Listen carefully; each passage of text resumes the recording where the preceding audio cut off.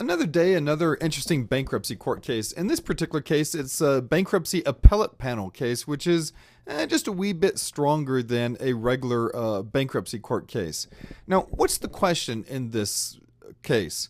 Well, the question is, if somebody has an LLC and they're the 100% owners of this LLC, the age-old question of, does the charging order protection hold up?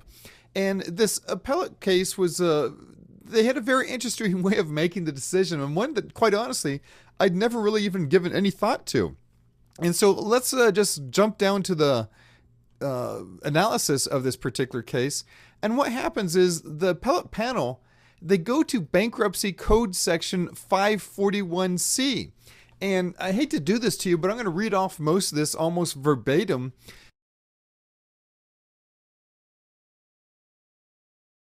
because the opinion is just so logical. It's just incredible. It says, we conclude that all of the debtor's contractual rights and interest in Redux, that's the LLC, became property of their estate under 541 by operation of law. And here's the great part. 541C1A overrides both contract and, here's the big part, state law restrictions on the transfer or the assignment of debtor's interest. Let me say that again, because I think this is just really powerful. Section 541C1A of the Bankruptcy Code overrides both contract and state law restrictions on the transfer or assignment of debtor's interest. So let's say you have some really fancy-dancy language inside your operating agreement saying that your LLC interest can't be transferred unless certain hoops are jumped through. If a member files bankruptcy under Bankruptcy Code Section 541C1A, boom, they can wipe out those that fancy-dancy language. Let's say that you live in a state that has enacted exclusive charging order language, like Arizona, by the way, and this was an Arizona LLC case. Section 541C1A overrides both contract and state law restrictions. And let's look for that inside this case. They start talking about, as a result, trustee was not a mere assignee. They stepped in their shoes, right to control Redux. Oh, and by the way, I shouldn't just skip over this. The trustee, the bankruptcy trustee, was not a mere assignee. They stepped into debtor's shoes, succeeding to all their rights, including the right to control Redux, which was the LLC. So the court determines that as a result of 541, the bankruptcy has complete control and ownership of the LLC, and going even further, for the same reason, we are not persuaded by debtor's argument that relegates the trustee to the role of a judgment creditor and the remedy of a charging order under Arizona statutes. Because once again, Arizona is an exclusive charging order state. The sole remedy of someone going after an LLC is a charging order. Well, if somebody goes into bankruptcy, all bets are off under 541C1. That totally wipes out the exclusive charging order language.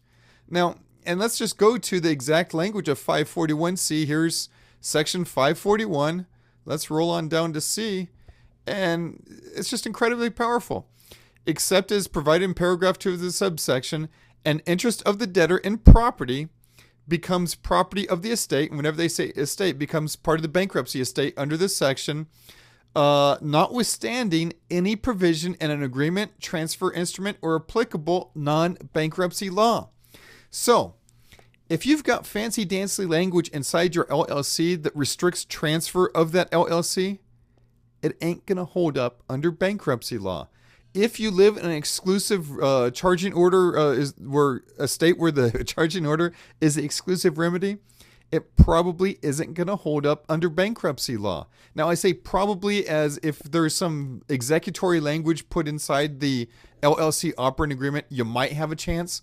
But this 541C, with a very broad brush, wipes out a lot of the transfer restrictions that people are banking on with their LLCs. Now, interesting side note here. Let's look at 541C2. A restriction on the transfer of a beneficial interest of the debtor in a trust that is enforceable under applicable non-bankruptcy law is enforceable in a case under this title. So, LLCs, they're not going to hold up under the scrutiny of a bankruptcy court, Whereas the fancy language on limitations on transfer for a trust will hold up in bankruptcy court. Once again, very fascinating concept. Too many people are putting too much weight and, faith in the LLC laws. Probably much more faith than they should. Thank you very much.